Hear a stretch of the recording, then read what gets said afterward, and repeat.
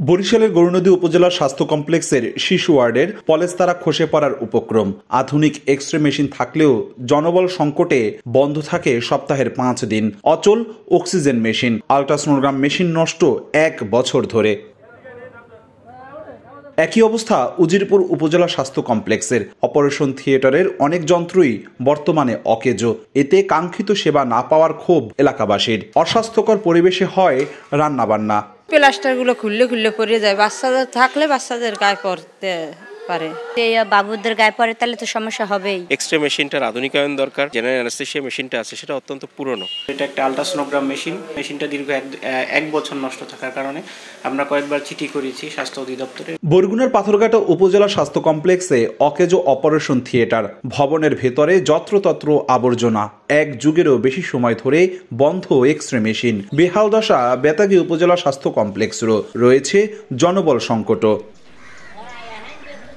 যন্ত্রপাতি বিকল থাকার অজুহাতে সব ধরনের পরীক্ষা বন্ধ ঝালকাঠির 3টি উপজেলা স্বাস্থ্য কমপ্লেক্সে। ডেঙ্গু টেস্ট নাই, তাই সিবিসি বাহির দিয়ে করান। ওষুধ মাঝে মাঝে অল্প কিছু পাই, আবার থাকতে বললেও দেয় না, কয় নাই। যেহেতু আমাদের রেডিওলজিস্ট নেই, টেকনোলজিস্ট নেই, সেজন্য আমাদের এক্সরেটা বন্ধ আছে।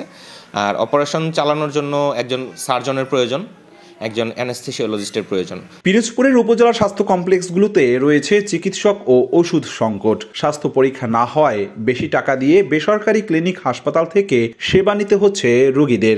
টেস্টগুলো এই হাসপাতালের সামনে, ওগুলো আমাদের নিজস্ব এই টাকা দিয়ে করানো লাগে। ওষুধও ঠিক মতন পাই না, আইলে একটা দিলে আর একটা দেয় না। অটো অ্যানালাইজার দরকার, আমাদের সেল কাউন্টার দরকার, আমাদের মাইক্রোস্কোপ দরকার, সেই জিনিসগুলো আমাদের নাই। সমস্যার সমাধানে চিঠি চালাচালির গন্ধ বাঁধা উত্তর স্বাস্থ্য কর্মকর্তাদের।